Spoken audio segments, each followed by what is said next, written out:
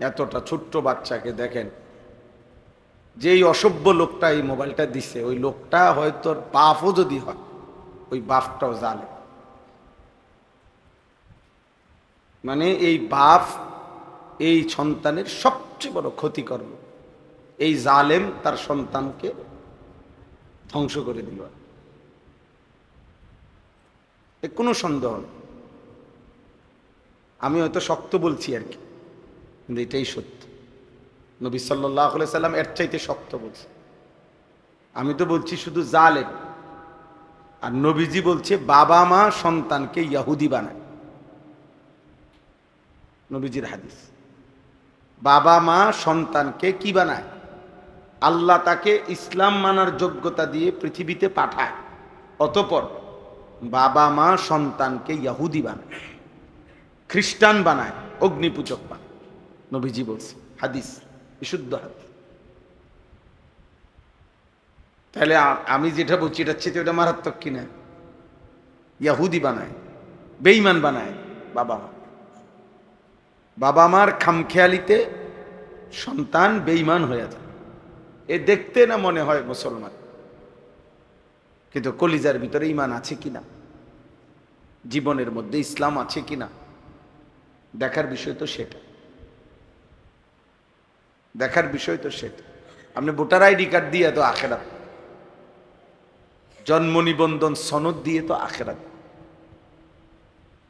আখেরাত তো ঈমান আমল দিয়ে। আখেরাত কি দিয়ে বলেন? ঈমান আমল। ঈমান আমল বুঝাই দিতে হবে, বাপেরও ফুতেরও, মায়েরও জিয়েরও, স্বামীরও স্ত্রী। ঈমান আমল বুঝাই দিতে হবে। আমিও, আপনি, ইমাম সাহেবও, মুসল্লি, বক্তাও, শ্রোতাও। রাসূলুল্লাহ সাল্লাল্লাহু আলাইহি ওয়াসাল্লাম বলছেন, মেরাজের রাত্রে দেখছেন তো দেখছেন সাধারণ মানুষের যেমন পাপের শাস্তি দেখছেন, তো যারা খতিব মানুষকে বয়ান করে তাদের পরিণতিও দেখছেন, যে তাদেরও জিহ্বা লম্বা করে টাইনা আটকায় রাখছে। কেন?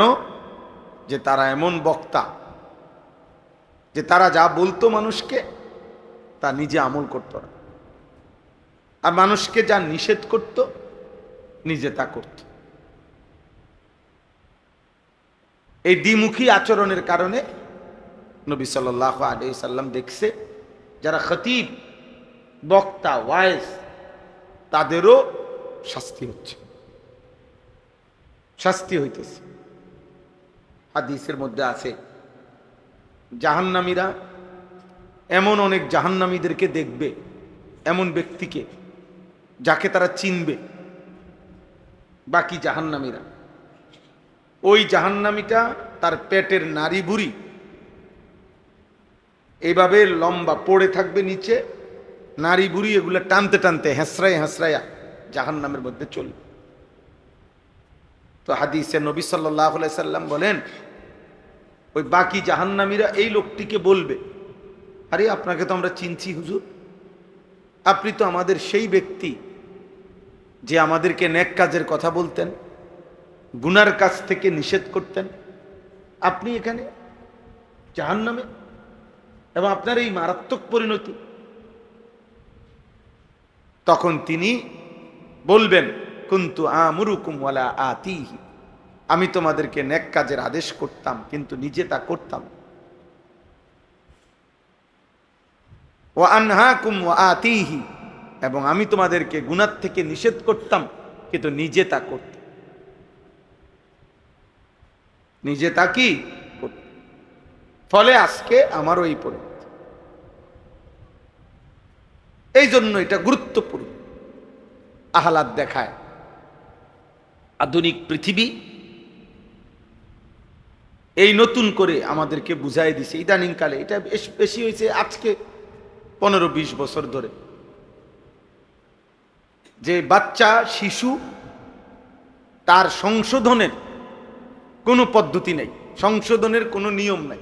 আধুনিক পৃথিবীর কথা হলো, আধুনিক দুনিয়ার কথা হলো, বাচ্চা শিশু তার সংশোধনের কোনো নিয়ম কানুন নেই, তার কোনো সংশোধন জরুরি না, তাকে কিছুই বলা যায়, সে শিশু। অতএব সে নিজের মতো করে খাবে, ঘুমাবে, পেশাব পায়খানা করবে, হাঁটবে, চলবে, চুল, জামা, পোশাক, লেবাস যেখানে মন চায় সেখানে খাবে, চলবে, ফিরবে। এবং শিশুও কয়দিন, একেবারে 18 বছরের দামরা, এটাও শিশু। 18 বছর বয়স, এখনো সে শিশু। আমাদের আন্তর্জাতিক হিসাব হইল এটা। 18 বছর বলার বয়স, হে বলে এখনো শিশু। অতএব 18 বছর বয়সের শিশু, অতএব সে খারাইয়া মুতলেও কিছু বলার নাই, বৈশা মুতলেও কিছু বলার নাই, কারণ সে তো শিশু। 18 বছরের শিশু সে। এই কারণে এইটা যখন খুব টেলিভিশন দেখতে দেখতে, অ্যাডভার্টাইজ দেখতে দেখতে, হ্যাঁ, নাফরমানরা অবিরত বলতে বলতে এখন মুসলিম সংখ্যাগরিষ্ঠ অভিভাবকের মাথায় এটা ঢুকছে যে বাচ্চাকে কিছু বলা যাবে না। আর বাচ্চা তো একবারে 18 বছর পর্যন্ত। বাংলাদেশের আইনও তো 18 বছর পর্যন্ত শিশু। বাংলাদেশের আর ভিন্ন আইন আসবে কই থেকে? আন্তর্জাতিক আইন। যার কারণে ছেলেদের এই করুণ পরিণতি। আগে দুষ্ট ছিল একটা সমাজে, একটি এলাকায় এই 2-4 জন দুষ্ট ছিল, অসৎ ছিল, সব যুগে চরিত্রহীন ছিল, মদখোর, জুয়ারি, নারী লুবি, এগুলো ছিল আগেও, অল্প ছিল, সিফা সাফা কোনাকানির মধ্যে, খুব গোপনে আড়ালে ছিল। কিন্তু এরকম প্রকাশ্য বেয়াদব আগে ছিল না। এত কম বয়সী ছেলে, অথচ বাবা মা, পাড়া মহল্লা, সমাজ, ধর্ম, ইসলাম, ঈমান কিছুর সাথে তার দিকে তাকাইলে বোঝা যায় না যে সে কি তার বাপের মতো, না তার দাদার মতো, না তাগো গ্রামের মানুষের মতো, না ইমাম সাহেবের মতো। কার মতো সাজছে সে নিজেরে? তার দেশের কারুর লগে মিল নেই। এমনকি আপনি এই ছেলেদেরকে জিজ্ঞাসা করেন, তারা যে স্কুলে পড়ে, স্কুলের স্যারের লগেও তার চুল চেহারার মিল নেই। তাইলে তুই কিরে বাবা, তুই পড়ো কোথায় আর সাজো কোথায়? পড়ো কার কাছে, থাকো কার কাছে? বুঝেন নাই কথা? এই হলো হালাত, একেবারে বিচ্ছিন্ন করে। শুধু এই বড় একটা কারণ হলো এইটা যে অভিভাবক ওনাদের মাথায় এটা ঢুকাইছে দুষ্টরা, শয়তানরা, যে বাচ্চাকে কিছুই বলা যাবে না, কিছুই বলা যাবে। ও শুধু ললিপপ খাবে, বাচ্চা মোবাইল টিপবে, বাচ্চা যা মন চায় তাই করবে। বাচ্চা বাচ্চা মানুষ, শিশু। অতএব এই কারণে ছেলেটা পৌঁছতে পৌঁছতে অপেক্ষা করতে আছে 18 বছর, মানে পচা গইল্লা যখন গন্ধ ছুটছে, তো এরপরে গিয়ে তার শিশু কম শেষ হয়েছে, এর মধ্যে সে নষ্ট হয়ে গেছে। অথচ আল্লাহর নবী সাল্লাল্লাহু আলাইহি ওয়াসাল্লাম স্পষ্ট হাদিসে বলছেন, তোমাদের সন্তান যদি 10 বছর হয়, আল্লাহর নবী বলছেন, এবার যদি নামাজ না পড়ে, ছেলে হোক মেয়ে হোক, আল্লাহর নবী বলছে অবশ্যই প্রহার করো, শাসন করো, শাসন করো। 10 বছরের আগে প্রহার করার অনুমতি নাই, কিন্তু বেত রাখার আদেশ আছে। হাদিস, নবীজি বলছে ঘরের মধ্যে লাঠি রাখো, বেত রাখো, যেন ছোট বাচ্চাও ভয় পায়। অনিয়ম করা যাবে না, কিন্তু 10 বছরের আগে আঘাত করবা না। কিন্তু 10 বছর হলেই এবার যদি নামাজ না পড়ে, ওয়াদরিবুহুম আলাইহা, এবার তাকে বেত্রাঘাত করে। আমাদের 10 বছরের বাচ্চাকে যদি প্রত্যেক অভিভাবক এটা বুঝতো, এই কথাটা শুধু 10 বছর বয়সী বাচ্চাকে সংশোধন করা শতভাগ সম্ভব। এখনই না তার গাড় মোটা হয়ে গেছে 16 বছর বয়স দেখে, তে তেড়াবি করে, তে মাতবুরি করে। 10 বছরের পরে একদিনও ছেড়ে দেওয়া মানে তারে শেষ করে দেওয়া। এরপরেই সে গাঁড় ফাঁক দিয়ে লাগবে, হেঁটে বলবে বাইর থাকতাম না। বুঝেন নাই? আমি হোটেলে কাম করুম, আমি হোটেলে কাম করুম, আমি অটো চালাম, অটো চালালে তো ডেলি 300 টাকা, অসুবিধা কি? আব্বা গীতা আবার আমার মোবাইল আমি টিপমু, আমি বেডি দেখমু, নারী দেখমু, আমার বন্ধু বান্ধবের লগে আড্ডা দিব। নবী সাল্লাল্লাহু আলাইহি ওয়াসাল্লাম বলছেন 7 বছর বয়স থেকেই নামাজের কথা বলতে থাকো। বলতে বলতে যখন 10 বছর হবে, 3 বছর বলছো, 3 বছর পরে 10 বছর পূর্ণ হলে এবার আঘাত করো, প্রহার করো, শাসন করো, এবার আর ছেড়ে দিও না। তাহলে যিনি রাহমাতুল লিল আলামিন, যিনি এই সৃষ্টি জগতে আল্লাহর পরে সবচেয়ে বেশি দয়া মায়া যার, সেই নবী যদি বলে প্রহার করো, তো ওনার চাইতে বেশি মায়া আছে কার? মানুষের মধ্যে আমাদের নবী সাল্লাল্লাহু আলাইহি সাল্লামের চাইতে বেশি মায়া কার? বলেন না, তোমরা বলো না ছেলেরা, তোমরা বলো। এই তোমরাই অল্প কয়জন ছেলে বসছো, তোমরাই বলো না বাপ, এত অল্প বয়সে তোমাদেরকে কে আল্লাহ ভুলায় দিল? এত অল্প বয়সে ইসলামী জীবন তোমাদের কেমনে ভুলে গেল?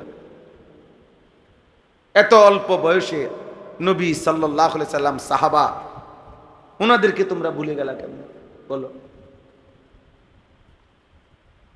এটাই কারণ, অভিভাবকের গাফলতি।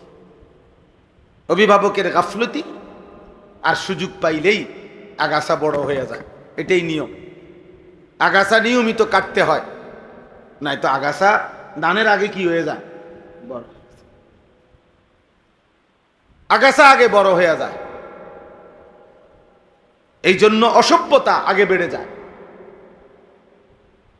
ফেলে রাখলে কাউকে গুনাহ করাইবার জন্য, ইবাদতের জন্য কষ্ট করতে হয়, আমলের জন্য তাকে জোর করতে হয়, শাসন করতে হয়, বলতে হয়, টেনে ধরতে হয়। গুনাহ করাইবার জন্য কাউরে উৎসাহিত করতে হয় না, আমরা ছাড়া দিলেই হয়। গুনাই তারে টাইনা নিবে, মোবাইলই তারে টাইনা নিবে, নর্তকী তাকে টাইনা নিবে, সমবয়সী অসৎ বন্ধুই তাকে টেনে নিবে, খুব অল্প সময়ে পরে জাহান্নামের কিনারে পৌঁছাই দিবে, জাহান্নামের কিনারে পৌঁছে। এই জন্য ছেলেরা, বাবা, সবাইকে বলি, আপনাদেরকেও বলি, আমি ব্যক্তিগতভাবে কখনোই ঘাবড়াই না, কম হোক বেশি হোক। যখনই আমি বলার সুযোগ পাই, যেখানেই সুযোগ পাই, বলার চেষ্টা করি। আলহামদুলিল্লাহ, আমাদের মুরাদনগর বড় মাদ্রাসায় আজকে মাসিক ইসলাহি মাহফিল, আল্লামা মুফতি আমজাদ সাহেব খুব আবদার করছেন। ওই না, আমার দাওয়াত আগে ছিল না, মাঝখানে আমি একটু সময় 40-45 মিনিট সেখানে বয়ান করতে হয়েছে। পুরা মাদ্রাসার তালিবে ইলমরা বসছে, ও এই জন্য গেছিলাম, না তার একটু আগে আসতে পারতাম। তাইলে আমি সবাইকে বললাম, তোমরা যারা ছেলে আছো বা এই 10 জন হও, 1 জন হও, আমার কোনো অসুবিধা নাই, কারণ আমি তো কোনো প্রার্থীও না, আমার কোনো নির্দিষ্ট রাজনৈতিক কোনো দল নাই, অথবা রাজনৈতিক কোনো দলের সাপোর্টও করি না আমি। কাজেই আমার লোক বেশি হইতে হবে, জনপ্রিয়তা হইতে হবে তো জরুরি না, আমার আল্লাহর কথা বলা দরকার। 1 জনকে বললেও নেকি হবে, 1 লক্ষকে বললেও কি হবে? নেকি। আমার নেকি দরকার, সওয়াব দরকার। কিন্তু আপনারা মনে রাখবেন, ছেলেরা তোমরাও মনে রাখবে, এই কথা সত্য যে আব্বা, কেউ যদি টেনে না ধরে, কেউ যদি গুনাহ থেকে না ফিরায়, তুমি নিজে পারতা না। এজন্য কোনো মানুষের জীবনের সবচেয়ে বড় সৌভাগ্য এমন একজন উত্তম অভিভাবক পাওয়া, যে তাকে গুনাহ থেকে ফিরায়, নেক কাজে আগায়া দেয়। আর কোনো মানুষের জীবনের সবচেয়ে বড় দুর্ভাগ্য, বদনসিব, দুর্ভাগ্য, যে এমন একজন অভিভাবক তার জোটে নাই, যে তাকে গুনাহ থেকে ফিরাবে, নেক কাজে উৎসাহী করে। বুঝেন না? এটা অনেক বড় বিষয়। আমরা ছোটবেলায় আলহামদুলিল্লাহ, বাবা মা মসজিদের ইমামতি করতেন, বাবার হাত ধরে ধরেই মসজিদে গেছি। ছোটবেলায় মা আজীবন, আমি ছোটবেলা কি, আমি যখন বিবাহিত, চাক খেদমত করি, আমার 2টা বাচ্চা হয়েছে, যখন 2 সন্তানের বাপ যখন আমি, তখনও আমার আম্মাই আমার ঘরে ফজরের নামাজের জন্য প্রতিদিন উঠাইতেন। প্রতিদিন, যতক্ষণ পর্যন্ত না উঠতাম, লাইট জ্বালাইলে হইতো না, মা দুয়ার খুললা বাইর হইলে তো ওই মা থামতো। আলহামদুলিল্লাহ, আলহামদুলিল্লাহ, এটা নেয়ামত যে আল্লাহ এমন মা মিলাইছে, যে মা সন্তানকে 5 ওয়াক্ত নামাজের কথা মনে করাই দিছে, জোর করে পড়াইছে, জোর করে। ও আরেক বাসার মেয়ে, কাজের মেয়ে, আমি বারান্দায় বসা, আমার দিকে তাকাইছে, মায় দেখছে, মায় বলছে আনিস ঘরে চলে আয়। পরে ঘরে আসলাম, বললাম মা কি হইছে? ওই বাসার কামের মাইয়া তোর দিকে তাকাইছে। মা খেয়াল করছে, মার কথা ভিতরে নিয়ে আসছে। তাহলে এই যে অভিভাবক, মানুষের সংশোধন মূল দায়িত্ব অভিভাবক। ও আপনি হুজুর না, হুজুর তো 400 জন ছাত্রের টিচার। ওটা আপনার শুধু সন্তানের বাপ না, আপনি তোলেন আপনার সন্তানের বাপ, আমার তো আমার ফুট হেতে।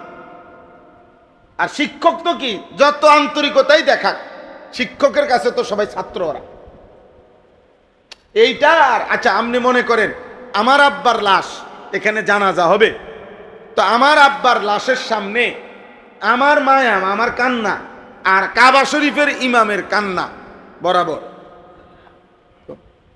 আমার আব্বার লাশের সামনে যদি কাবা শরীফের ইমামও আইয়ে, উনার ব্যথা আর আমার ব্যথা কি এক হবে?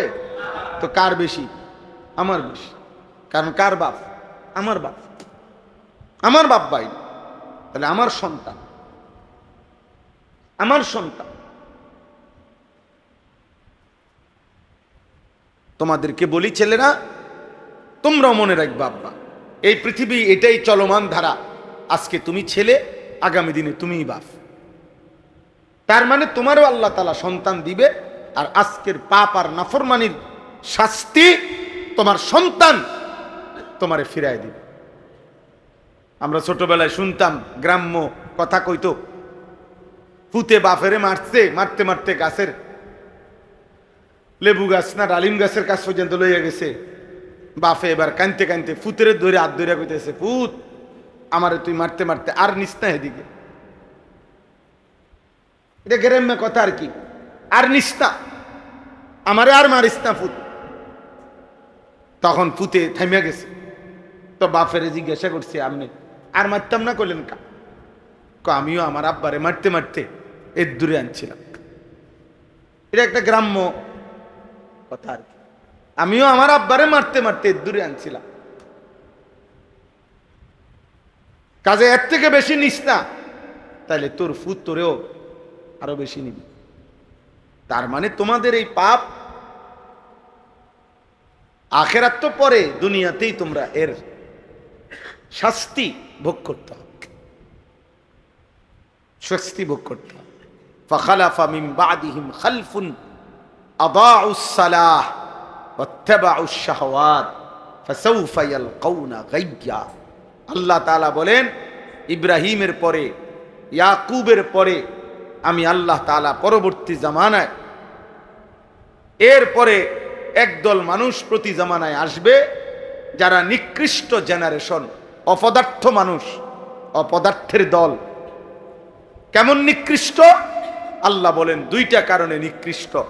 আদাউস সালাহ, 1 নম্বর হলো যারা নিয়মিত নামাজ ত্যাগ করে, 2 ওয়াত্তাবাউশ শাহওয়াত, মনের ইচ্ছা মতো চলে। আল্লাহ বলেন এই 2 পাপের পাপী নাফরমানকে আমি আল্লাহ ঘোষণা দিলাম, ফাসাউফা ইয়ালকাউনা গায়্যা, জাহান্নামের সবচেয়ে নিকৃষ্ট আযাবের গর্তে আমি তাদেরকে ছুঁড়ে মারব। এই জন্য প্রত্যেক জেনারেশনের মধ্যে মনে রাখবা বাবা, তোমাদেরকে বলি, প্রত্যেক প্রজন্ম বুঝুনি, প্রজন্ম মনে করো তোমার দাদা একটা জেনারেশন, তোমার দাদার বয়সীরা, তোমার বাবা ও এরা একটা জেনারেশন, তুমি তোমার সমবয়সীরা তোমরা একটা জেনারেশন। আবার তোমরা যখন আল্লাহ চায় তো সন্তানের বাপ হইবা, তো তোমাদের সন্তানরা হইল আরেকটা জেনারেশন। এই যে এখন বলে জেন জি, এখনকার জেনারেশনকে, যাদের বয়স 21 বছরের এদিকে না 28-এর আগে, তাদেরকে জেন জি বলে। জেড জেনারেশন জেড, এই প্রজন্মকে। তাই এই যে অর্থ হইল যে এই প্রজন্মের প্রত্যেক জেনারেশনের নিকৃষ্ট মানুষ কারা, যেমন আমি আমার আমলের, আমার দাদা দাদার আমলের, তোমরা তোমাদের আমলের, প্রত্যেক আমলের তোমাদের সময়ের নিকৃষ্ট মানুষ হলো ওই দুইটি মন্দ অভ্যাস যার, এক নামাজ ত্যাগ করে, দুই নিজের ইচ্ছে মতো চলে। আল্লাহ বলেন ওরা নিকৃষ্ট মানুষ, নিকৃষ্ট মানুষ, নিকৃষ্ট মানুষ, খালফুন, এরা নিকৃষ্ট মানুষ, এরা নিকৃষ্ট মানুষ। মা সালাকাকুম ফি সাকার ক্বালু লাম নাকু মিনাল মুসাল্লিন। আল্লাহ তাআলা বলে কিয়ামতের দিন জান্নাতীরা জান্নাতের দিকে যাবে, জাহান্নামীরা জাহান্নামের দিকে যাবে। জাহান্নামীরা জাহান্নামের আযাবে চিৎকার করবে, আর ফেরেশতা ডাক দিয়া বলবে, হে বেঈমান, জাহান্নামে কেন আসলি? চিল্লাস কেন? জাহান্নামে আসলি কেন? মা সালাকাকুম ফি সাকার, তোমাদেরকে জাহান্নামে নিয়ে আসলো কে? তখন জাহান্নামী চিৎকার দিয়া বলবে, ক্বালু লাম নাকু মিনাল মুসাল্লিন, ফেরেশতা আমরা নামাজি ছিলাম না। লাম নাকু মিনাল মুসাল্লিন, মুসল্লি ছিলাম না, নামাজ পড়তাম না, এই জন্য আজকে জাহান্নাম। জাহান্নাম বেনামাজির আখিরাত জাহান্নাম, নাফরমানের আখিরাত জাহান্নাম। বাবা দুনিয়া, দুনিয়াও বেইজ্জতি। তোমরা, তোমাদেরকে বলি, তোমরা বলো তোমাদের বিবেকে কি? একটা ছেলে দাঁড়িয়ে বলো, তোমরা যারা 5 ওয়াক্ত নামাজ পড়ো না, এই সমাজের একজন মানুষ বিবেকবান ভদ্রলোক, একটা ছেলে দাঁড়ায়া বলো, আমি চ্যালেঞ্জ করলাম, তোমার বয়সী কিছু দুষ্ট অসৎ তোমার মতো বদ আখলাকের ছাড়া কোনো বিবেকবান, কোনো ভদ্র, কোনো মার্জিত মানুষ তোমাকে ভদ্র মানুষ হিসাবে আদর করে কিনা? তোমার বিবেকে কি বল? তোমার জীবনে কোনো ভদ্রলোক, ভালো মানুষ আদর করে ডাকে কিনা? তোমরা যারা এই চুল্লা, এই বেঈমানের মতো চুল যাদের, তোমার মনে হয়নি তোমার কেউ কোনো এই সমাজের মানুষ কোনো কল্যাণকর কাজে কোনো ডাকছে কোনোদিন? না না, আতলাইরো না, অসুবিধা নাই, তুমি আগে বলো তোমার বয়সী কিছু অসৎ, আয় দোস্ত তারা লাতি দিমু, আয়, এইটার লেগে ডাকছে তোমার কি রে, আয় বইয়ের ওষুধ কীর্তি, হ্যাঁ চল কি করবি, চল চটপটি খামু, আয় চটপটি খাবি। মানে কিছু দুষ্ট শয়তান ছাড়া কোনো ইমানদার, কোনো বিবেকবান ভদ্র বেনামাজি এই নাফরমানকে কেউ ডাকে না।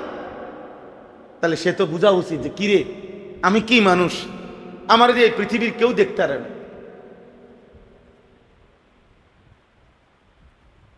বিবেক যখন মরে যায় এতটুকু দেমাগও চলে যায়, এতটুকু দেমাগও থাকে না। এই জন্য আমরা খুব চিন্তিত, আমাদের এটা ভাবনা, আমার এক একজনের এক একটা মিশন ফিকির। আমার এটা ফিকির যে আমি ছেলেদেরকে এটা বুঝাইতে চাই যে আব্বা তুমি, তোমার দুনিয়াতে কেউ সম্মান করেনি, তুমি এটা কর, আখেরাত থৌ, আচ্ছা রাখো আখেরাত, নলে রাখো। দুনিয়াতে এই মদখোর, নেশাখোর, গাঞ্জাখোর, ফুট্টাখোর, বাবাখোর, এগুলারে দুনিয়াতে কেউ ইজ্জত করেনি, বলেন না মৌলানা সাহেব? কি রে আব্বা কও না? বেনামাজি ছেলে তোমার দুনিয়ায় কেউ আদর করেনি, আর তোমার সমবয়সী তো তোমার আদর করে না, ও তো ফুর্তি করে, ওরে বাদ দাও তুমি। হ্যাঁ, একজন ভদ্র পর্দানসীন নারী, একজন পর্দানসীন নারী, চরিত্রবান কন্যা বোন, এরকম কোন বখাটেকে, চুল চেহারা বিদঘুট বেঈমান মুশরিকের মতো, নামাজ নাই বন্দি নাই, ওরে দেখলে একজন ভদ্র নারী, ভদ্র বোন, কুত্তারে দেখলে যে দুর্ভয় না পায়, এই হাইওয়ানকে দেখলে তার চাইতে বেশি ভয়। ও মনে করে কুত্তা কামড়াইলে আমার হয়তো কামড় লাগবে পায়ে, কিন্তু এই হাইওয়ান যদি আমারে ধরে, এই মানুষরূপী জানোয়ার, তাহলে তো আমার ইজ্জত যাবে। এজন্য বখাটেকে, চরিত্রহীনকে মানুষ কুত্তার চাইতেও বেশি ভয় পায়, কুকুরকে এতটা ভয় পায়, কুকুরকেও না। এই জন্য বাবা গুনাহ ছেড়ে দাও। আমরা সবাই, আমিও আপনিও গুনাহ ছেড়ে দেওয়া জরুরি, গুনাহ ছেড়ে দেওয়া জরুরি, গুনাহ ছেড়ে দেওয়া জরুরি। আমরা মুসলমান, আল্লাহ আমাদেরকে নিয়ামত দিছেন, আল্লাহ দিছেন আমাদেরকে, আমাদের কোনো যোগ্যতা নাই। এই পৃথিবীতে 600 কোটির বেশি মানুষ কাফের, মাত্র 250 কোটি মুসলমান। তাহলে সংখ্যাগরিষ্ঠ মানুষ হলো এখনো কাফের। তাহলে 600 কোটি মানুষ যারা কাফের, তাদের সৃষ্টিকর্তাকে? আমরা যারা মুসলমান, আমাদের সৃষ্টিকর্তাকে? তাহলে আমরা যে মুসলমান, এখানে আমাদের যোগ্যতা কি? আর ওরা যে কাফের, ওখানে তাদের বিষয়টা কি? উভয় এটাই আল্লাহর ফয়সালা, আল্লাহর ফয়সালা। আমি কেন ইমানদার মার ঘরে জন্ম নিলাম, ও কেন হিন্দুর ঘরে জন্ম নিল, ও কেন খ্রিস্টানের ঘরে জন্ম নিল, এটা আল্লাহর দয়া ছাড়া আর কিছু, আল্লাহর দয়া। তাহলে আল্লাহ আমাদেরকে দয়া করে ঈমান দিলেন, আল্লাহ আমাদেরকে দয়া করে মুসলমানের ঘরে জন্ম দিলেন। এখন আমরা যে নিয়ামত আল্লাহ দিলেন, আমরা নিজের হাতে সেটা ফেলে দিচ্ছি। আল্লাহকে যেন আমরা বলতেছি, চুল রাখছি বেঈমানের মতো, আপনার ইসলাম আমার লাগবে না। জামা কাপড় পরছি বেঈমানের মতো, আপনার ইসলাম আমার লাগবে। আপনি আমাকে নবী দিছেন, লাগবে না। বলে শ্রেষ্ঠ নবী দিছি, লাগবে না। আমনের শ্রেষ্ঠ নবী আমনে ধরে রাখেন, আমার আর্জেন্টিনা হইলে সারবে, আমার ব্রাজিল হইলে সারবে। হ্যাঁ, আমার দরকার সিনেমার নর্তকী, আমার দরকার ফুটবলের খেলোয়াড়, আমার দরকার হলো নায়ক গায়ক, আমার দরকার হলো আমার সমবয়সী বখাটে বন্ধু, আমার দরকার হলো নারী, বেডি সাইয়া সাইয়া জীবন শেষ, বেখুব, মাত্র 16 বছর, সারা রাত নারী দেখে। কত বড় নিকৃষ্ট! কিরে, এত অল্প বয়সে মানুষ এত জানোয়ার হয়? এত কম বয়সে বুঝি এত জানোয়ার হয় মানুষ? 18 বছর বয়স, মাত্র 20 বছরও হয়েছে না, সারা দিন সারা রাত মোবাইলে ছবি দেখে, অশ্লীল দৃশ্য, চেহারা কালো হইতে হইতে হাইওয়ান, জানোয়ার, পশুর মতো হয়ে গেছে। চোখ ভিতরে ঢুকে গেছে, দুই পাশের গালের গোশত ভিতরে ঢুকে গেছে অশ্লীলতায়।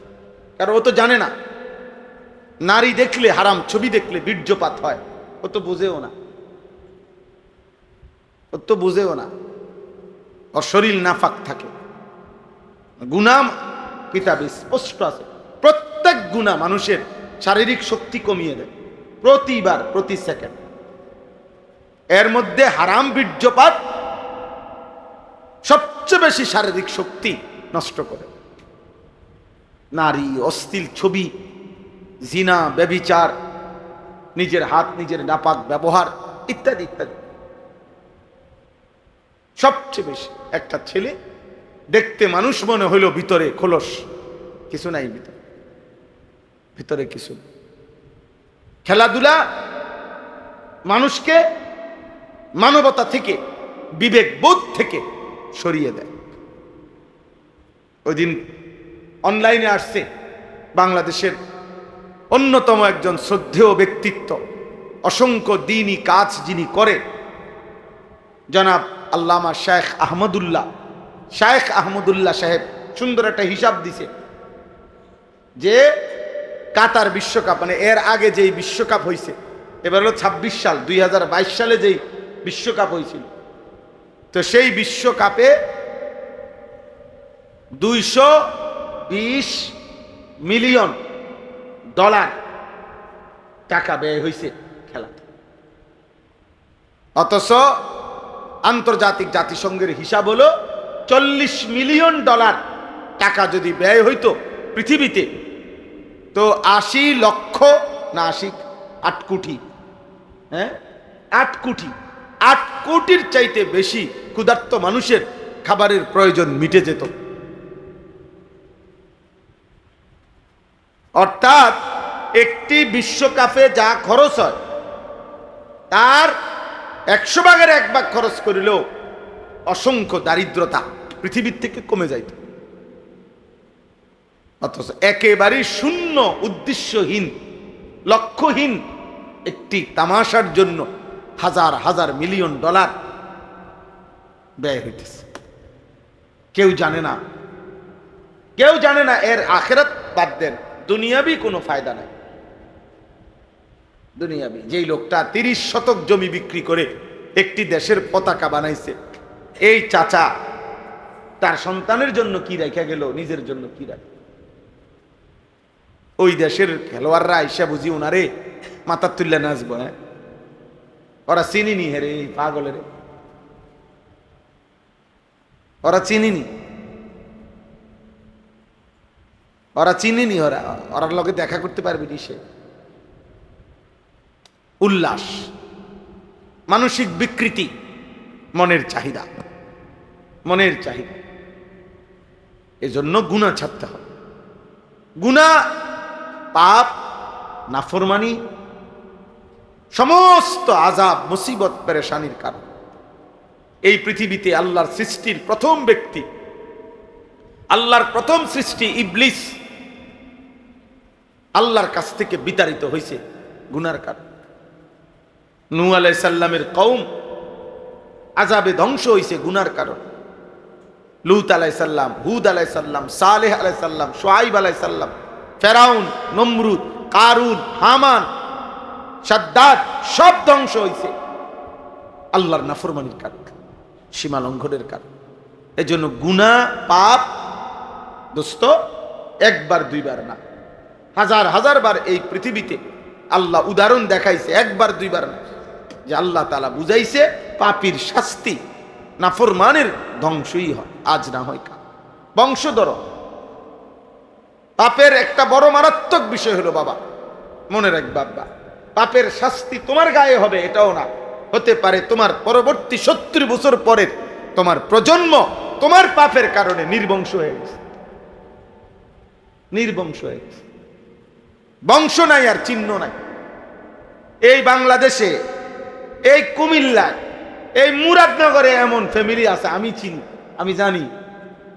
আমি তো মুরাদনগরে যে 22 বছরের চাইতে বেশি আসা যাওয়া হয়। এমন ফ্যামিলি আছে এক সময় যাদের রমরমা বিশাল বাড়ি ছিল, আজকে সেই বাড়ির বিশাল এরিয়া আমাকে একদিন দেখাইছে এক জায়গায়, পুরা বাড়ির চারিদিকে, পুরা বাড়ির এরিয়াতে কয়টা কতগুলো গাছ ছাড়া, আর গাছের গোড়ায় কতগুলো কুত্তা শুয়ে রয়েছে, একটা ঘর, একজন মানুষের অস্তিত্ব। এক সময় যাদের দাপটে মানুষ কাঁপতো, আজ তাদের নাম গন্ধ, আজকে তাদের বংশের বাতি জ্বালাইবারও কেউ নেই।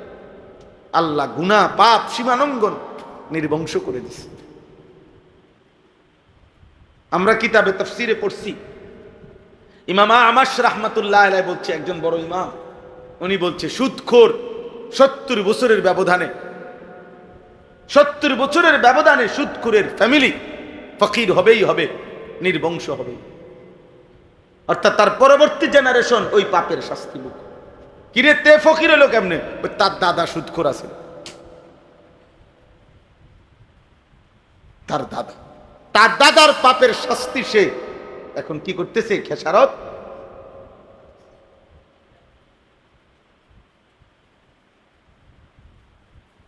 একটা বাংলা ভাষার কবিতা আছে, গান আছে, এক পুরুষে যোগায় ধন, এক পুরুষে খায়, আরেক পুরুষ আইসা দেখে খাওয়ার কিছু, আমার 3 পুরুষ। কবিতা, গান, অর্থ হলো তৃতীয় পুরুষ আইতে আইতে সব শেষ। নাউজুবিল্লাহ। এজন্য বাবা গুনাহ থেকে ফেরেন, আল্লাহকে ডাকেন। ছেলেরা বাবা আল্লাহকে ডাকো। তুমি মুসলমান বাবা, তুমি আর্জেন্টিনা না, তুমি ব্রাজিল না, তুমি নর্তকী না, তুমি মোবাইলের গোলাম না, তুমি আল্লাহর গোলাম, আল্লাহর গোলাম। সম্ভব। দুনিয়াবি প্রয়োজন পূরণ করো, পড়ালেখা করো, অবসর টাইম উপার্জনের জন্য কোনো ফিকির করো, কিছু শেখো, কিছু না কিছু করো। দিন নাই রাত নাই, নারী, ছবি, মোবাইল, অশ্লীলতা না। এক মানুষের জীবন আল্লাহ তাআলা বলছে মুসলমানের জিন্দেগি দুইটা আমল নিয়মিত হবে। এই আয়াতটাই আমার শেষ কথা। উতলু মা উহিয়া ইলাইকা মিনাল কিতাব ওয়া আকিমিস সালাহ।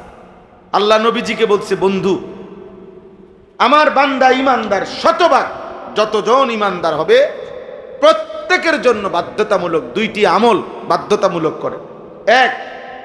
এক নাম্বার, ইমানদার যতজন বিশুদ্ধ কোরআনুল কারীমের তেলাওয়াত করবে ততজন।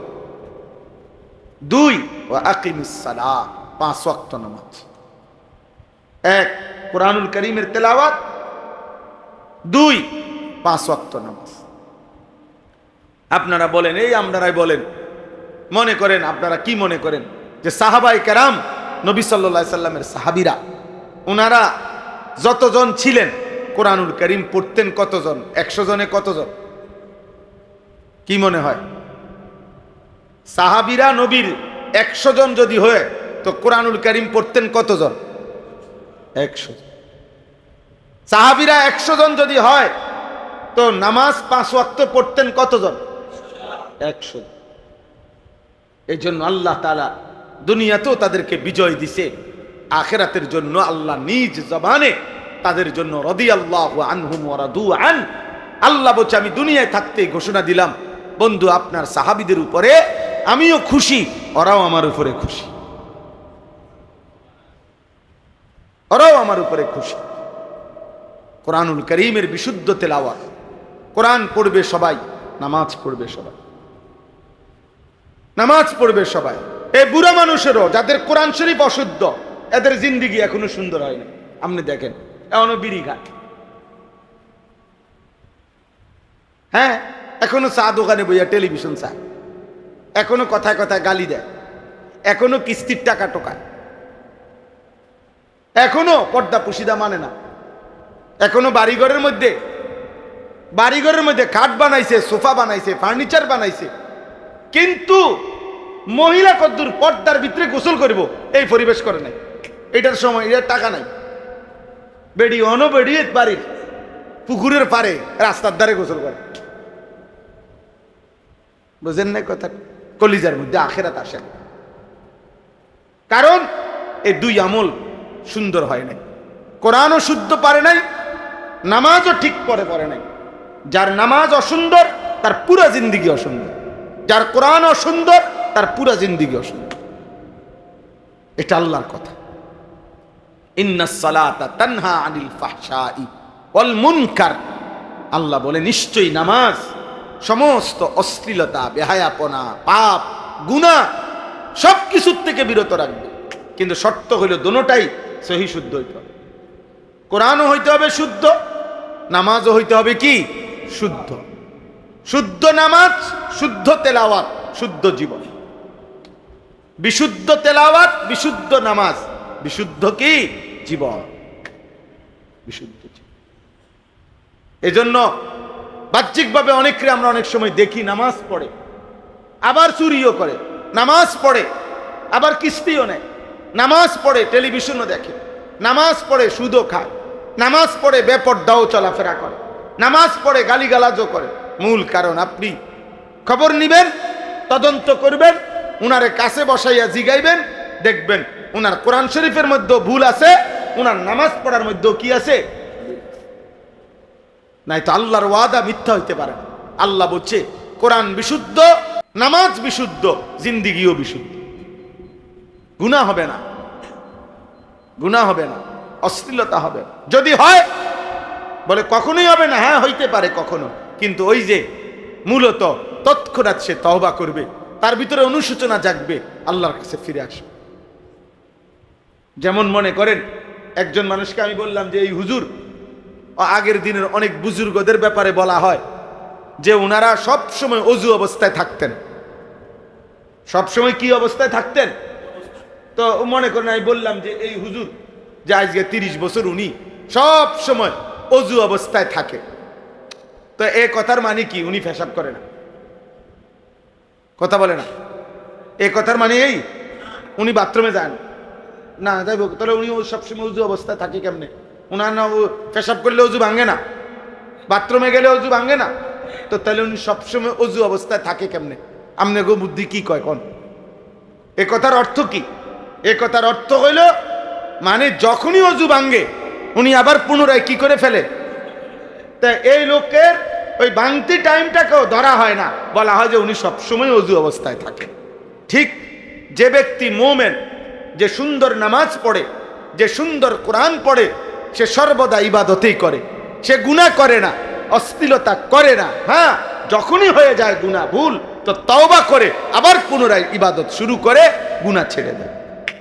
তখন আর ওই তার এই মাঝে মধ্যে অ্যাক্সিডেন্টলি গুনাহ আর গুনাহ হিসাবে ধরা হয় না, তার নেককার হিসাবেই ধরা, মুত্তাকি হিসাবেই কি করা হয়, ধরা। এজন্য বাবা এই আয়াত আমি পড়ছি আমাদের ইসলাম, আমাদের সংশোধনের জন্য। এই জনকল্যাণ মানে মানুষের কল্যাণ, জন মানে মানুষ, মানব কল্যাণ একই কথা। জনকল্যাণ, জনগোষ্ঠী মানুষ আর কি। আল্লাহ তাআলা বলছে কোরআনে মানুষের কল্যাণ, জনগণের কল্যাণ। ওই আব্বা, ওইখানে একটা ছাগল গিয়া উঠাও বাবা, ওই রাস্তায় একটা ছাগল যাইয়া উঠাও, যাও আব্বা, যাও যাও যাও, বাইরে থেকে বেটা, অপদার্থ কোথাকার।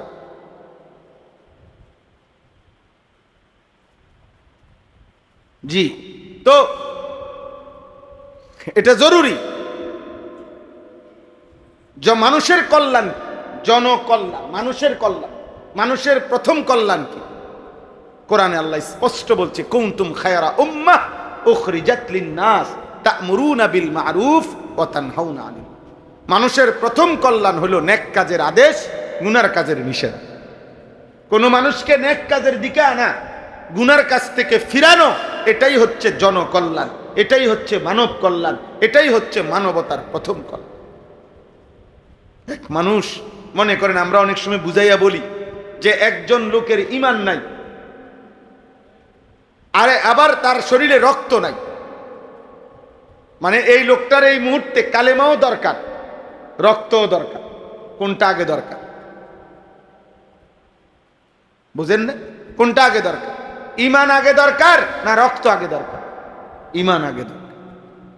কারণ রক্তের অভাবে তার মৃত্যু হবে, ঈমানের অভাবে জাহান্নাম হবে। রক্তের অভাবে সর্বোচ্চ কি হবে, কিন্তু ঈমানের অভাবে কি হবে? জাহান্নাম, জাহান্নাম। হযরত ইউসুফ আলাইহিস সালাম কোরআনে আছে, ইউসুফ আলাইহিস সালাম যখন জেলে গেছেন ওই জুলাইখার ঘটনার পরে, ওনারে জুলাইখা কই পাঠাইছে? জেলখানায়। ইউসুফ আলাইহিস সালাম জেলখানার মধ্যে 9 বছর জেল খাটছে চরিত্রের পবিত্রতার জন্য। তো ও তখন জেলখানার মধ্যে ওনার সাথে আরো 2 জন অপরাধী, এক ছেলে থাকতো জেলখানায়। তো ওই 2 জন অপরাধী রাষ্ট্রের, রাজার, বাদশার দরবারের খাদেম ছিল। ওরা এই জেলে কোনো পাপের কারণে, অপরাধের কারণে ওদেরকেও জেল দেওয়া হয়েছিল। তো ওরা 2 জন 2টা স্বপ্ন দেখছে, 2টা স্বপ্নে দেখছে। আর এরা এই স্বপ্ন দেখে সকালবেলা ইউসুফ আলাইহিস সালামকে বলছে, ভাই তোমাকে দেখে নেককার মানুষ মনে হয়, আমাদের স্বপ্নটা আমরা দেখছি 2 জনে, এই স্বপ্নের ব্যাখ্যা তুমি বলে দাও, ব্যাখ্যাটা বলে দাও। তো একজনে বলছে, আমি বাদশাকে মদ পান করাইতেছি, আমি এটা দেখছি। আরেকজনে বলছে, আমি দেখছি আমার মাথার মধ্যে রুটির, মনে করেন রুটির বর্তন, আর ওইখান থেকে পাখি রুটি খুলে খুলে খাইতেছে, ছিঁড়ে ছিঁড়ে। তো ইউসুফ আলাইহিস সালাম তাদেরকে স্বপ্নের ব্যাখ্যা বলছে, কিন্তু কোরআনে আছে এই ব্যাখ্যা বলার আগে ইউসুফ আলাইহিস সালাম প্রথম তাদেরকে বলছে, এখানে এই 2 জনের একজনের স্বপ্নের ব্যাখ্যা হলো সে জেলখানার থেকে মুক্তি পাবে আর বাদশা তাকে হত্যা করবে। বুঝেন নাই? তো এটা হলো স্বপ্নের কি ব্যাখ্যা। কিন্তু এইটা বলার আগে, স্বপ্নের ব্যাখ্যা বলার আগে কোরআনে আছে লম্বা, ইউসুফ আলাইহিস সালাম প্রথম আগে তাদেরকে দীর্ঘক্ষণ ঈমানের দাওয়াত দিছে, কালিমার দাওয়াত দিছে। আগে বলছে, বাবা এটাকে বুঝতে চেষ্টা করো, আরবাবুম মুতাফাররিকুনা খায়র আমিল্লাহুল ওয়াহিদুল কাহ্হার। অনেক খোদা মানা উত্তম নাকি এক আল্লাহকে মানা উত্তম? এটা বলো, মানে আল্লাহকে চিনাইতে চেষ্টা করছে, আল্লাহর দাওয়াত, ইমানের দাওয়াত দিয়ে অনেকক্ষণ, এরপরে স্বপ্নের ব্যাখ্যা বলছে। তাহলে বোঝা গেল তার জীবনের চাইতে তার ইমানের কি বেশি? দাম বেশি। ইমানের দাম বেশি, ইমানের দাম বেশি। আমি এই সূরা পড়ছি, সূরা আনকাবুতের ৪৫ নম্বর আয়াত। এই কথা আল্লাহ তাআলা বলছেন, হে নবী, আপনি যে আপনার অনুসারী হবে, আপনি তাকে দুইটা আমল করাবেন। এক, বিশুদ্ধ কোরআন। দুই, 5 ওয়াক্ত নামাজ। কোরআন হবে শুদ্ধ, নামাজ হবে শুদ্ধ, জিন্দেগি হবে কি? ইন্নাস সালাতা তানহা আনিল ফাহশাই ওয়াল মুনকার। এজন্য একজনও যদি বুঝেন, ছেলেরা বাবা তোমরাও যদি কেউ বুঝে থাকো, অসুবিধা নাই। তোমরা যদি কেউ না বুঝো, কোনো সমস্যা নাই। কারো নাফরমানি তো পৃথিবীর কিছু হয় না, কারো নেক কাজেও পৃথিবীর কিছু হয়। আমার আব্দুল কাদের জিলানির সেজদার কারণে সূর্য বড় হয় নাই, ফেরাউনের নাফরমানির কারণে চাঁদ ছোট হয়ে যায় না। ওমা কথা কয় না, বুঝেন না কথা? সবাই যদি আব্দুল কাদের জিলানি হয়, তাইলেও পৃথিবীতে আল্লাহর রাজত্বে বাড়বে না। সবাই যদি ফেরাউন নমরুদ হয়, হাদিসে আছে, আল্লাহর রাজত্বে কমবে না। আল্লাহর শ্রেষ্ঠত্ব, মর্যাদা, আল্লাহর বাদশাহী একই রকম, আনুগত্য একই রকম, অবাধ্যতাতেও কি একই। কিছুই আসে যায় না আল্লাহ। আল্লাহ বলছে আমার কিছু আসে যায় না। অতএব আমাদেরই এটা মনে রাখতে হবে। তোমরা ছেলেরা মনে রাখো, তুমি যদি নামাজ না পড়ো, আল্লাহ না চিনো, ঠিক আছে, অসুবিধা নেই, কেন অসুবিধা হবে না। ভাত খাও, ঘুম যাও, পেশাব পায়খানা করো, নারী দেখো, ছবি দেখো, উলঙ্গ দৃশ্য দেখো, লজ্জাস্থানের হারাম বীর্যপাত করো, অসুবিধা কি? অসুবিধা কি? তোমার মতো কত জানোয়ারও তো করছে, তুমিও করবা। কত কুত্তা, শুকর, বিলাই, কত জন্তু জানোয়ারও তো হারাম যৌন চাহিদা পূরণ করতেছে, অসুবিধা কি? আল্লাহ তো এইগুলা জানোয়ারেরও দিছেন, যার কারণে গরু, ছাগল, কুকুর, বিড়ালেরও তো বাচ্চা হয়। তো তাদের যদি যৌন চাহিদা পূরণ না হইতো, তো বাচ্চা হয় কেমন? বাচ্চা হয় কেমন? অতএব এটা কোনো বিষয় না। বিষয় হলো ইবাদত, বিষয় হলো বন্দিগি, বিষয় হলো আল্লাহকে চিনা, আল্লাহকে চিনা। ইবাদত আমরা মাদ্রাসাতেও পড়ছি, আমরা স্কুলেও পড়ছি, আমরা কলেজেও পড়ছি বাবা। এজন্য বললাম, দয়া করে যে কয়জন বাবা ভাই আছো, সবার কাছে কথা এটাই, আল্লাহর ওয়াদা এটা, যে নামাজ পড়বা, কোরআন পড়বা। আল্লাহ বলছে সমস্ত অশ্লীলতা এবং গুনাহ থেকে ফিরে যাবে। ওয়ালা যিকরুল্লাহি আকবার, সুবহানাল্লাহ। সে আল্লাহ তাআলা বলে, বান্দা যখন নামাজ শুরু করে, তার মানে সে আমি আল্লাহকে স্মরণ। আল্লাহ বলে, আমার কোনো বান্দা যখন নামাজ শুরু করে আমি আল্লাহকে স্মরণ করে, প্রথম সেকেন্ড থেকে নামাজের শেষ পর্যন্ত আমিও তাকে স্মরণ করি। আর আল্লাহ বলেন, বান্দা তুমি আমাকে স্মরণ করিলে যেটুক হয়, আমি তোমাকে স্মরণ করিলে আকবার, তার চাইতে বেশি হয়। ওয়ালা যিকরুল্লাহি আকবার, আল্লাহর স্মরণ, আল্লাহর স্মরণ। ওয়াল্লাহু ইয়ালামু মা তাসনাউন। শেষ কথা আল্লাহ বলে, বান্দা আমি আল্লাহ বললাম নামাজ পড়ো, কোরআন পড়ো, তুমি যদি প্রত্যাখ্যান করো অসুবিধা নাই, তোমরা যাই করছো আমি জানি সব। যথাসময়ই আমি আল্লাহ বিচারও করব, ফায়সালাও, কোনো অসুবিধা নাই। বান্দা খাও, পড়তে থাকো। আমি দুনিয়া পরীক্ষার জন্য রাখছি। পরীক্ষার হলে যেই স্যারে পড়াইছে, উনিও যদি হল গার্ড দেয়, ওনার ছাত্র উনি নিজ চোখে দেখতেছে রহিমপুর রে করিমপুর লে খেলাইছে, কিন্তু উনি কিছু বলে না, একবারও বলে না। অথচ উনি একবার যদি বলে দিত করে র হবে, ঠিক হয়ে যাইত। উনি বলে না, পরীক্ষা চলতেছে। কি চলতেছে? আগেই তো সব পড়ানো হয়েছে।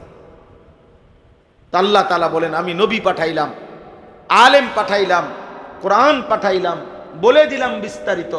এবার সে কর্ম করতেছে, কর্মের মধ্যে নাফরমানি করছে। আল্লাহ ইচ্ছা করলে ফেরেশতা দিয়া থাপ্পড় দিতে পারতেন, বেটা একটা টানা সটকনা দেবো, আজান হইছে এখন কোন দিকে যাও, মসজিদে না যাইবা। জীবনে যদি একবার থাপ্পড় দিত ফেরেশতা, তো তার 14 গোষ্ঠী আর কোনোদিন মসজিদ ছাড়তো না। কিন্তু আল্লাহ বলে না, এটা আমি করব না, এটা করলে তো আমি বাধ্যই করে নিলাম না, আমি বাধ্য করে করতে চাই না, আমি পরীক্ষা করে করতে চাই।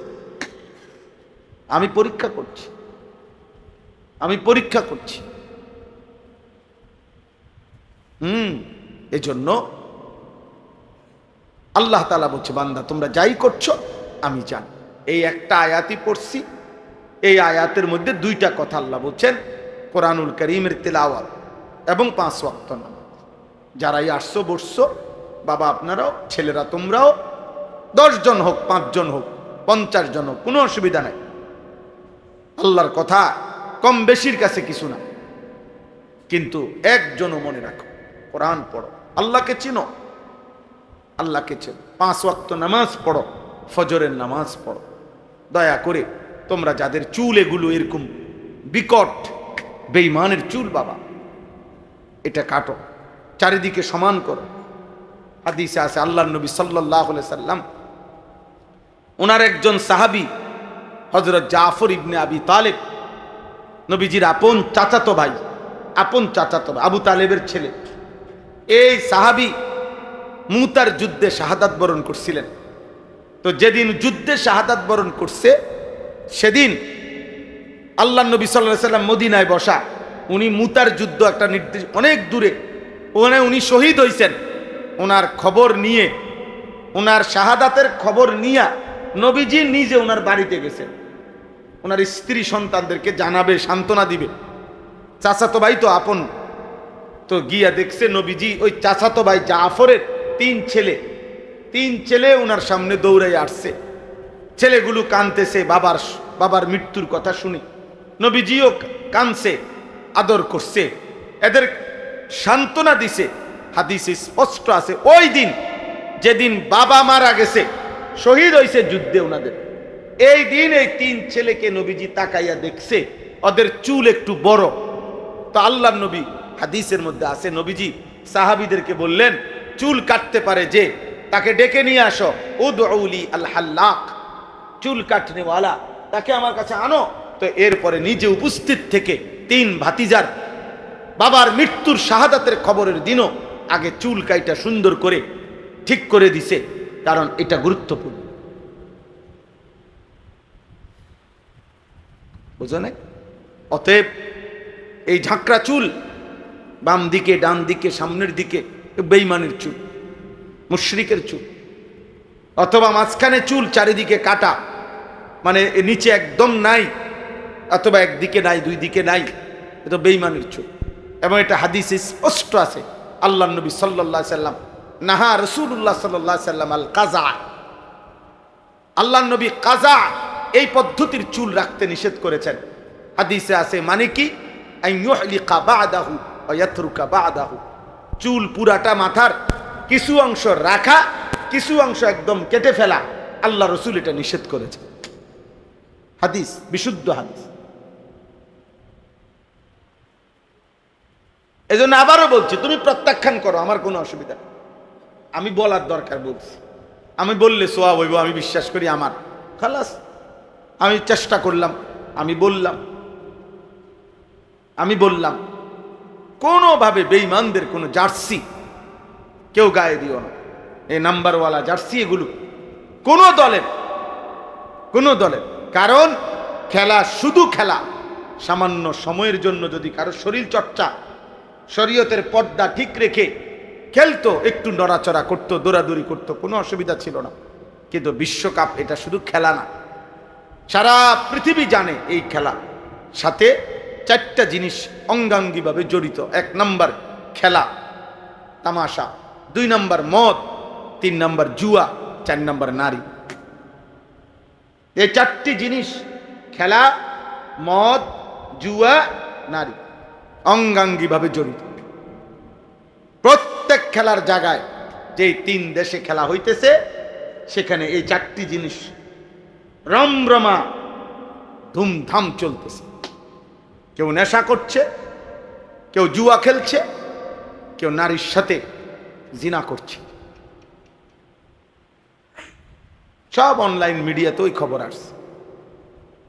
অতএব এটা হালাল হইতে পারে না। এটা মুসলমানের জন্য এই পৃথিবীতে সর্বযুগে আদম আলাইহিস সালাম থেকে নিয়ে আজ পর্যন্ত এই চারটি জিনিস, বিশেষ করে এই তিনটা, মদ, জুয়া, নারী বেশ্যাবৃত্তি, নারীর সাথে অসৎকর্ম, নিকৃষ্ট কাজ,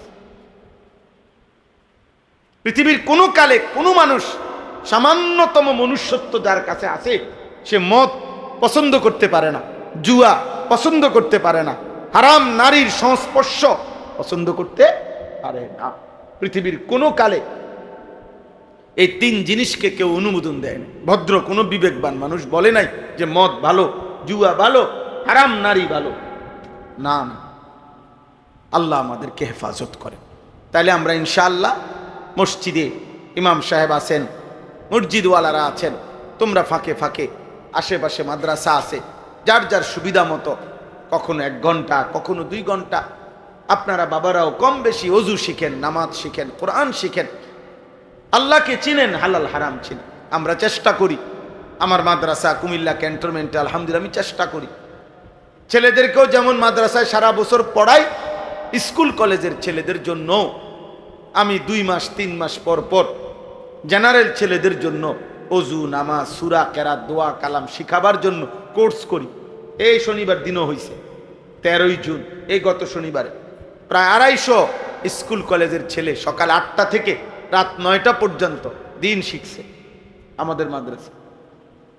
অজু, নামাজ, সূরা, কেরাত, রুকু, সেজদা আলহামদুলিল্লাহ আমরা শিখাইছি। গত বছর আমরা প্রায় 1300-1400-র উপরে ছেলে স্কুল কলেজের আমরা অজু নামাজ শিখাইছি আলহামদুলিল্লাহ।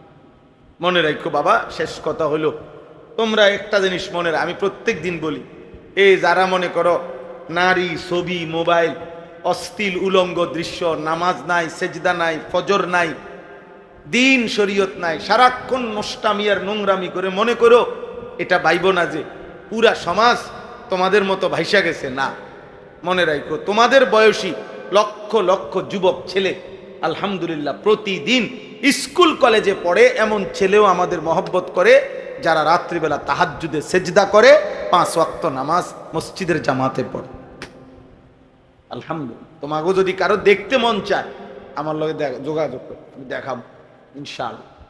কোটিপতি, হ্যাঁ কোটি কোটি টাকার সম্পদশালী ব্যক্তির সন্তানও নামাজ পড়ে, হালাল হারাম মেনে চলে, চোখ নামায়া চলে। সব নষ্ট হয়ে গেছে এমন না, সব সিটার বাটফার হয়ে গেছে, বিষয়টা কি না, এখনো ইমানদার আছে, এখনো জোনাক জ্বলে, এখনো মিটি মিটি আলো জ্বলে, এখনো চাঁদ ওঠে, এখনো রোদ ওঠে, এখনো সূর্য হাসে, এখনো পৃথিবী আছে। এই জন্য আলহামদুলিল্লাহ শেষ পর্যন্ত ইমানদারি টিকবে, শেষ পর্যন্ত নেককারী কি টিকবে। যুগে যুগে প্রতিবারই নাফরমান কি হয়, ধ্বংস। প্রতিবার ধ্বংস হয়েছে কে? নূহ আলাইহিস সালামের অবাধ্য জাতি ধ্বংস হয়েছে, নূহ আলাইহিস সালাম টিকে ছিল। লূত আলাইহিস সালামের অবাধ্য জাতি ধ্বংস হয়েছে, লূত আলাইহিস সালাম টিকে গেছে। মূসা আলাইহিস সালাম, হুদ আলাইহিস সালাম, শুআইব আলাইহিস সালাম, এভাবে প্রত্যেক যুগে ইমানদার টিকেই থাকে, নাফরমান কি হয়ে যায়, ধ্বংস। আল্লাহ আমাদের সবাইকে কবুল করেন, আজকের এই মজলিস আল্লাহ কবুল করেন।